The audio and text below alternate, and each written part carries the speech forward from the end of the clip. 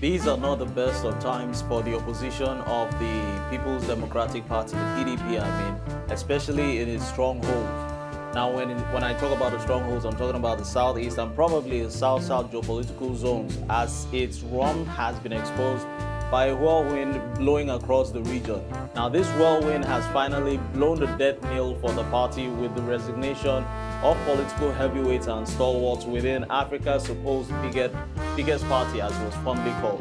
Now, on Viewpoint today, where we discover perspectives and embrace dialogue, we x-ray the gale of defections, resignations, and renunciations that has hit the People's Democratic Party, the PDP, in its strongholds of the southeastern part of Nigeria and also the south-south, probably, like I said earlier on. Now, these geopolitical zones have really mattered most to the PDP. Now, with me in the next phase of the show, I have me, astute political analyst and chartered accountant, Mr. Mark Ekeinde.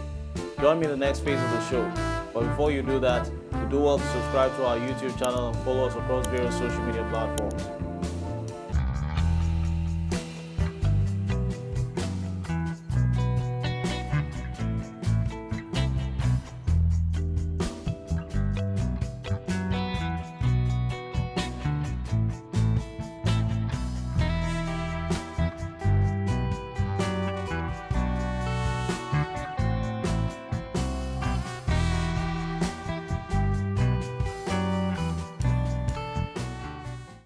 You're welcome back to the show. On the show, I have with me astute political analyst and also chartered accountant, Mr. Mark Ekeinde. You're welcome to the show.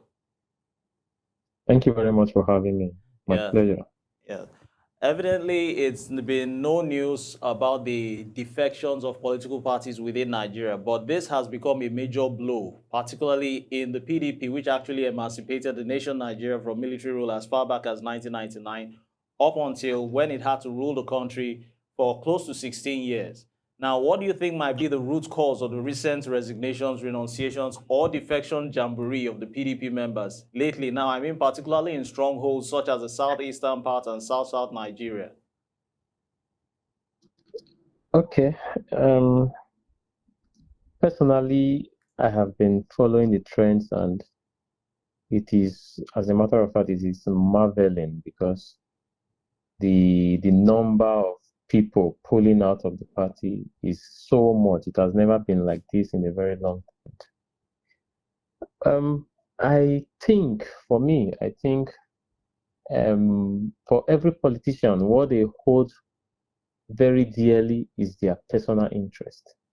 And that decides where they go and where they are coming from. Most of the time, if you, as a politician, you feel like the cycle you belong to, the people in your midst are not people that can, help you pursue your dream, pursue your interest, you have the tendency to move. So I do not think that these defections are any far from that. But again, we have to rewind time back to the 2020 general elections. I think that is the genesis of everything. You quite agree with me that in the course of that election, just as we are doing in Edo State, everyone was clamoring for, a southern president, be it from the east, the west, or the south, but the clamor was for a southern president. And APC fulfilled that part of their plans, but the PDP couldn't. And that caused major crack in the party. And come to think of it, PDP looks like a one-man party. There is a top figure which everything revolves around. And that happens to be the presidential candidate, last presidential candidate of the party. It seems like everything revolves around him. And now let us look at it from there, because from recent accounts, you would realize that it is the southeast that has been most hit by this defection. And it is because they were most affected by that decision to zone power again to the north, where it is coming from. Now, why did I say so? you would realize that in the south, we have the south-south, we have the southeast, we have the southwest. If the PDP intends to get a candidate from the south, it was definitely going to be either from the south-south or from the southeast, because those are their strongholds in the south. If you go to the southwest, you realize that most of the states in the southwest are APC states, which means there is a very slim chance of a candidate coming from that region. Now, the southeast had, an aspirant in Peter Obi, Yes. who actually was due to be considered. Yes. If the PDP meant business, he was supposed to be considered, knowing that power should not go back to the north. And you realize that since after then, when they zoned it back, or let me not use the word zone, and they somehow, manipulated and gave it back to the north, there has been a crack in the party.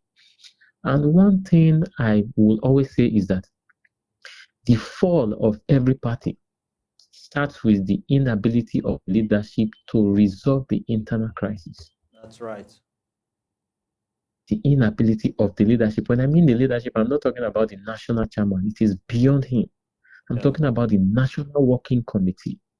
Okay. And that is where PDP has failed woefully recently. And that is why we are just talking about recently. This series of defections has been on for some time, since last year. But it's actually become more pronounced right now. Yes, because now it is not just about the people. It is now boiling down to their interests, because they now see that they do not have a future with the party.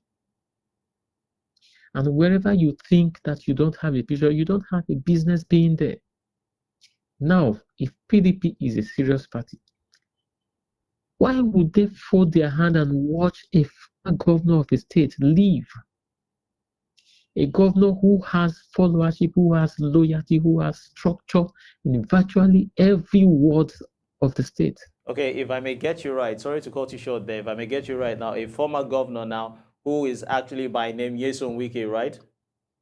No. Okay. Emeka Ikeinde, the Imo State governor. Okay. Former Imo State governor, sorry to say. Okay. He has resigned his membership of the party, and that is a big blow, a very big blow, because if you lose such a personality, you lose thousands of members, because that man has invested time, he has invested money, he has built a structure that cuts across every nook and cranny of the state.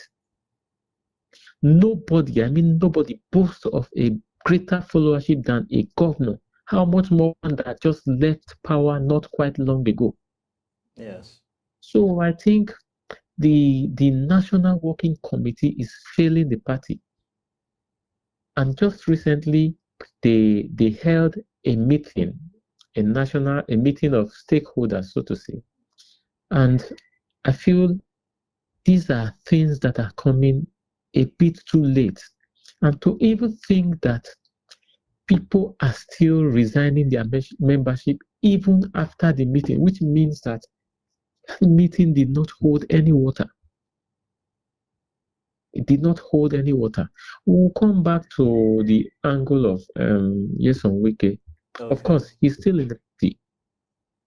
He's still in the party, despite serving as, a minister in the opposition camp. He's still a member of the party. He has not renounced his membership. And he has not been expelled from the party. Now, that is another sign of unseriousness from the part of the leadership of the PDP. You cannot have a traitor with you. I was surprised he was invited to the meeting of the stakeholders. You cannot have a traitor eating with you from the same plate. So, if I may get you right, it might therefore be that he's a Judas now in the PDP, right? That is exactly what it seems. Let me know if it's not what it seems. That's exactly what it is. Let's go back to what is happening in Rivers. Okay, before we go over to what is happening in Rivers now, to clarify this issue of Nyesom Wike on his stance, whether he has a leg in the APC administration based on loyalty or loyalty to the PDP based on the National Working Council. Now, evidently, as we speak now, judging from what you said, he is currently still a PDP member. Now, discussions making the rounds has it that the rancor within the party is not far from the rift between the 2023 presidential hopeful Atiku Abubakar and Nyesom Wike, who is currently filling in as FCT minister under the Tinubu-led APC administration. Now, this sense of loyalty, just as we've said now, he is now a Judas in the PDP. Now, as we speak now, his influence under the APC administration is causing upheavals now in Rivers State. Now, how do we mend or make amends concerning these whole issues from the PDP? Well, if you say he is a Judas, you are not far from the truth. We have been growing in democracy. At least we are now running close to maybe 25, 30 years in democracy. In the course of my time, there's never been a time where an opposition will be serving as a minister under a party they did not support. Underline the word support. Okay. The ministerial positions are only given based on support. We know that in Nigeria, it is not based on your credibility, it's not based on your qualification, it is not based on your expertise. So it therefore means It is that now based, the essence of neutrality in government has totally been abused. of course, that is what it means. Because to be rewarded as a minister means that he worked effortlessly for the party and the president to emerge. Yes. Now, what better definition of a Judas can you get? There is none. My problem now is, why will a serious party who is on the opposition and I'm hoping to grow still admitting a person like Nyesom Wike as their member, and he comes to their midst, attends a meeting of stakeholders? It is a sign of unseriousness on the part of leadership of the PDP. As we speak, Nyesom Wike is one leg in the PDP and one leg in the APC. As a matter of fact, he is in the APC and spying on the PDP. The truth is, the easiest way to destroy a thing is from the inside. That's right. That is the easiest way to destroy a thing. And leaving Nyesom Wike as a vital part of the PDP is like PDP trying to self-destruct. Okay. That is how I see it. They are trying to self-destruct. At least from the little I know that the party has the power to expel a member who believe is not working in the best interest of the party. And that is exactly where Nyesom Wike stands. So the part I don't understand is, if there is something he brings that nobody else can bring, if there is this fear factor, as a matter of fact, I do not even see a rift between Wike and the presidential candidate. There is no rift. The only issue was that Wike wanted what the presidential candidate wanted, but he could not get, and he got angry. That's So not what we should define. that borders now on selfish politics. Exactly. That is not, it does not qualify as a rift. There is no personal issues between them. There is no personal hatred between them. What they had is they fought for the same thing, and one won, the other one is displeased. It is not a rift. So the defections, for me, the advice I have for the PDP is there is still time, because now we are to an extent in the off-election season, which is the time parties has to put their houses in order. Okay. But for the little observation I have had, the PDP is not doing anything to make a difference. And if they continue like this, in a very short while, they will go into extinction. Okay, in your own opinion now, the PDP as we speak now is lying on its deathbed as we speak. Leaders, stalwarts, heavyweights, and even members or stakeholders now growing with discontent who are even actually dissatisfied as we speak. What will you, in your own opinion now, prefer to make sure the PDP is revived? Paraventure, politically speaking, if there can be a transfusion to revive the party. Well, the truth is, even in the face of these defections, people do not just wake up and decide to defect. First, there has to be a negotiation.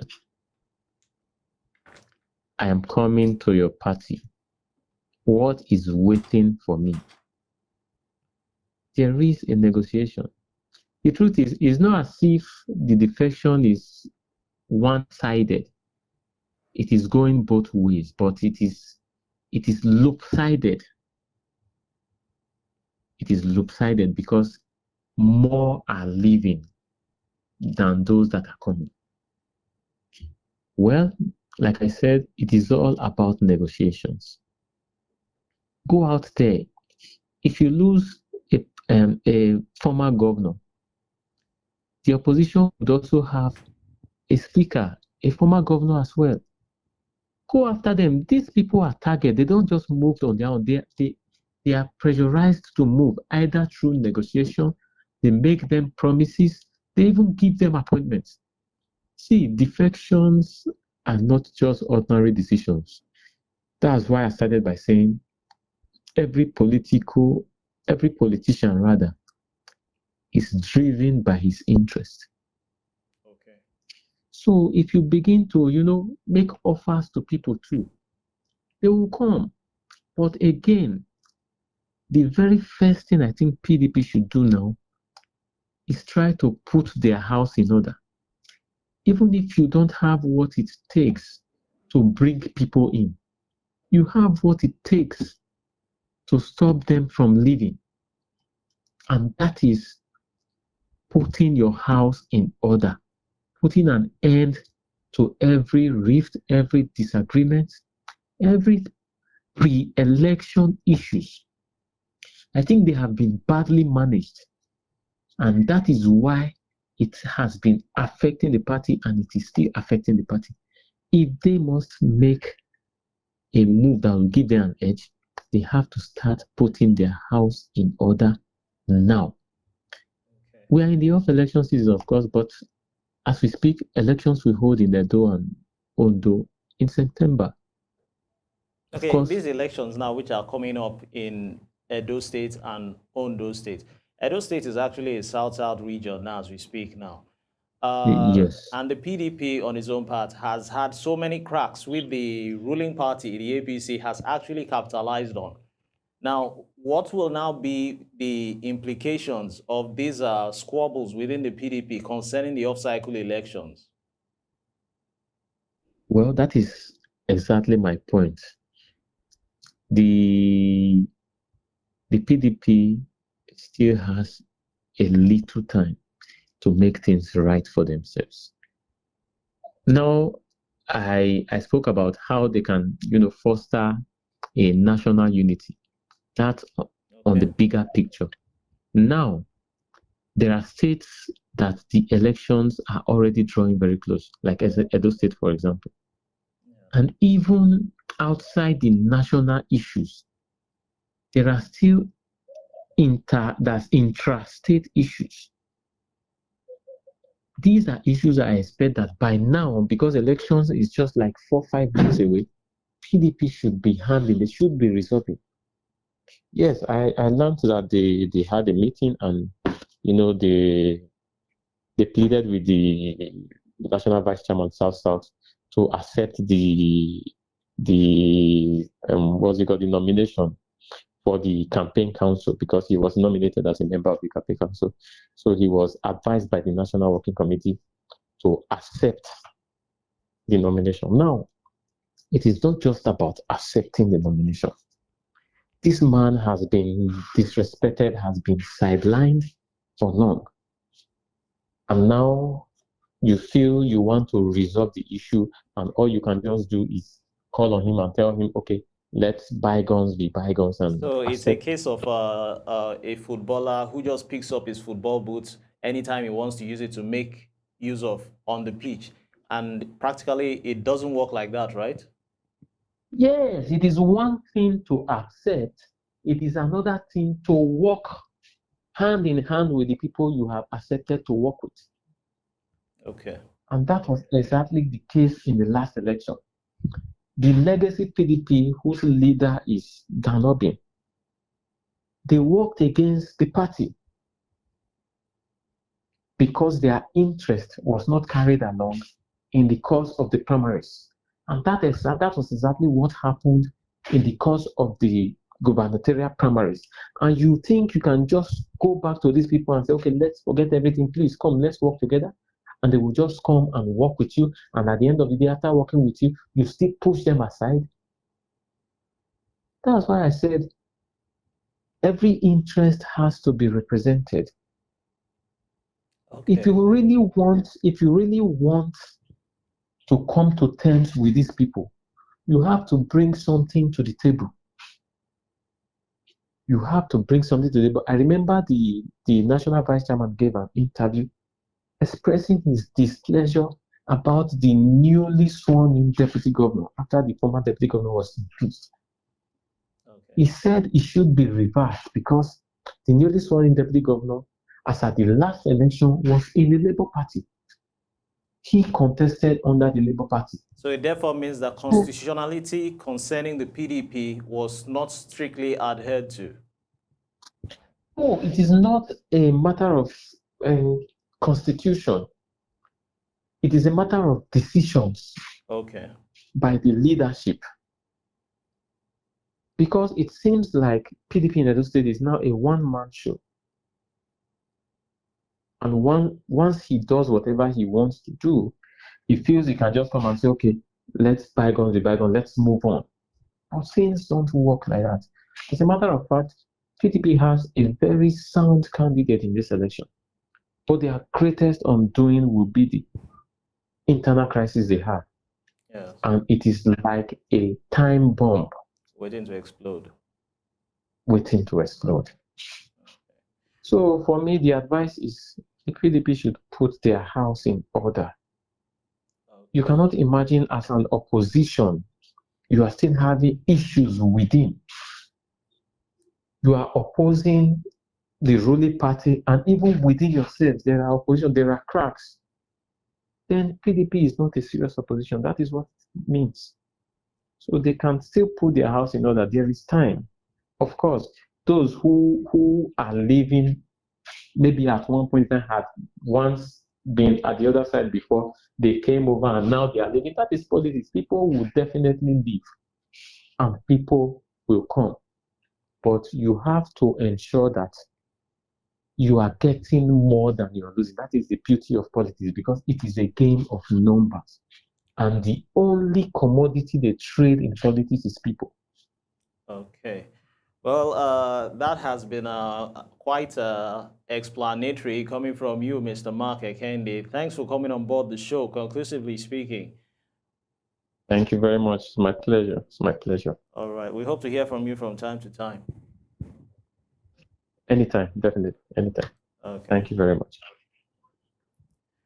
Well, we've heard it all from political analyst Mr. Mark Ekeinde, identifying the hot spots which are actually itching and eating neck deep in the PDP, from cracks internally and also on the outside, which is being capitalized by other political parties, and also underscoring the fact that interest actually, once pursued rather in a selfish manner, initiates conflicts. Now, a one-time ruling party now which actually finds itself in the opposition with its sensitive nature of this issue, the PDP, which actually came into party in the 1999 era, emancipating Nigeria from military rule, should be bugged about discontent amongst its leaders, members, stakeholders, party leaders, also, just to mention, party agents. Now, they should sincerely have, just as we've heard from Mark Ekeinde, resolve the internal issues of the party before it should find redemption or address any issue concerning claiming the center or the state levels. I'm Odiawa AI for Viewpoint, where we discover perspectives and embrace dialogue. The show has been Viewpoint. You'll do well to subscribe to our YouTube channel and follow us across various social media platforms. Thanks for watching.